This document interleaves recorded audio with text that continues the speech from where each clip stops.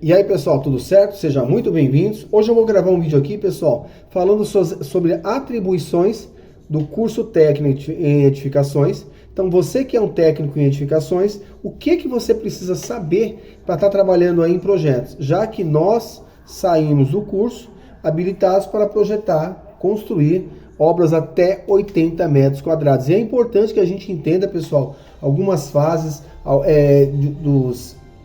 das principais fases que acontecem numa construção e entender efeitos que acontecem em obras de grande porte. Às vezes muitas pessoas pensam, como é uma obra térrea, que não vai muito carregamento, uma obra de 80 metros quadrados, que alguns efeitos que acontecem em obras de grandes portes não acontecem nessas obras. E muito pelo contrário, pessoal. Efeitos como deformação na estrutura, flechas em vigas, recalques, patologias que acontecem em obras de grande porte, também acontecem em obras de pequeno porte. É claro, às vezes com menor intensidade, né, em decorrência dos carregamentos serem menores, mas assim ainda acontece. Então eu já separei aqui, pessoal, algumas coisas que é de suma importância, tem que estar tatuado aí na gente, para quando a gente for executar os nossos projetos. A gente precisa entender, pessoal, de alguns sistemas estruturais, como eles funcionam, como eles podem ser executados de maneira de que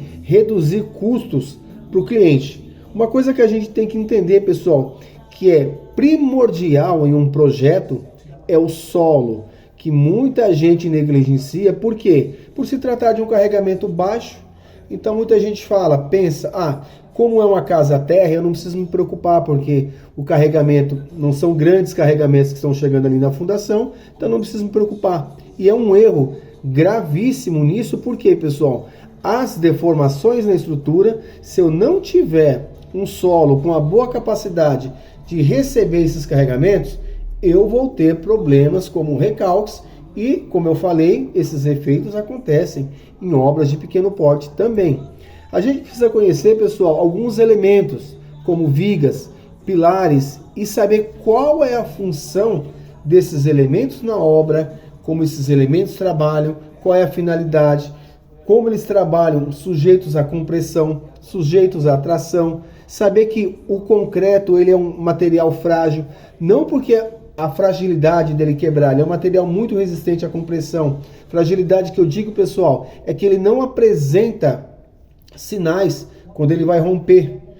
Então, diferente do aço, que é um material dúctil, que ele apresenta vários estágios. Então ele tem um comportamento elástico, depois ele passa para o plástico, ele começa a se deformar, e por ele ter essas etapas, a gente consegue olhar para um elemento e avaliar o grau, né? Qual é a proporção de falha daquele elemento. Então isso também acontece em obras de pequeno porte. Entender que uma obra, um projeto, a primeira coisa a ser feito na nossa obra, pessoal, é a fundação. Mas é a última coisa a ser pensada quando a gente está elaborando ali o projeto. Primeiro a gente elabora, bem de cima ali, a gente elabora o telhado, saber as inclinações, quais telhas eu vou usar, se são telhas de fibrocimento, se são telhas de telhas cerâmicas, saber que cada telha dessa tem uma densidade diferente, saber as inclinações. Eu não posso deixar uma inclinação com uma telha de fibrocimento igual uma telha cerâmica, então eu preciso conhecer essas etapas, saber esses processos de como é feito. Então, os carregamentos, eles vêm do telhado e vêm descendo ali, pessoal, para as fundações. Então a gente precisa entender essas etapas e não negligenciar essas etapas. Então a gente precisa entender o quê? Começando com a fundação, que uma fundação rasa, ou seja, uma sapata, um radier, ele trabalha, pessoal, concentrando as cargas ali nos primeiros metros do solo. Por isso que é uma fundação superficial, uma fundação rasa. Então eu consigo trabalhar com uma sapata se eu tiver um solo resistente. Não é porque é uma construção térrea que eu tenho que pensar numa sapata num primeiro instante. Sapata eu preciso pensar se for um solo firme. Se for um solo com baixa resistência, pessoal, uma sapata já não é inviável. Como eu já falei em outros vídeos, como a sapata trabalha descarregando as cargas ali no solo.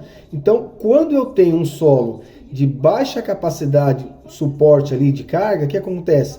Como a tensão ele é por uma área, quando eu começo a diminuir a pressão, quando o meu solo tem uma pressão muito baixa, eu tenho que aumentar a área, pessoal, para poder compensar aquela tensão que o solo não suporta. Então, eu aumentando a área, eu tento reduzir a pressão, porque o solo ele não enxerga a força. Se tem um pilar descarregando ali, vamos supor, de 20 toneladas, não é 20 toneladas que ele está enxergando. Ele está enxergando uma pressão. Então, aquela carga dividido pelaquela área é a pressão que vai chegar. Então, quando eu aumento a área, eu consigo diminuir a pressão. Mas, às vezes, não é viável eu aumentar a área da minha sapata para diminuir a pressão. Por quê? Se eu aumentar a área da minha sapata, eu tenho que aumentar a largura nos dois eixos, né? E se eu aumentar a largura nos dois eixos, essa sapata fica flexível. E para a sapata não ficar flexível, ela tem que ficar rígida, eu preciso aumentar a altura.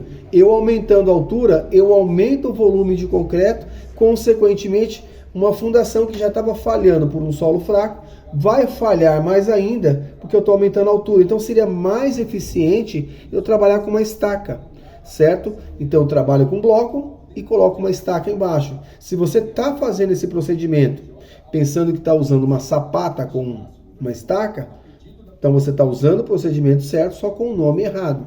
Então isso a gente chama um bloco sobre uma estaca, que aí já não é caracterizado uma fundação rasa, e aí passa para uma fundação profunda, porque se eu não conseguir um solo de resistência alta ali nos primeiros metros, eu vou buscar uma resistência maior no solo abaixo, entendeu? Nos solos ali mais profundos, onde eu tenho uma resistência ali por lateral, atrito lateral e resistência de ponta. Então, esse é o entendimento básico que a gente tem que entender. E outra, quando o engenheiro calcula uma fundação, uma obra em concreto armado, ele calcula como se fosse um prédio, certo? Os elementos trabalhando ali, vigas e pilares, e depois eu faço a minha alvenaria.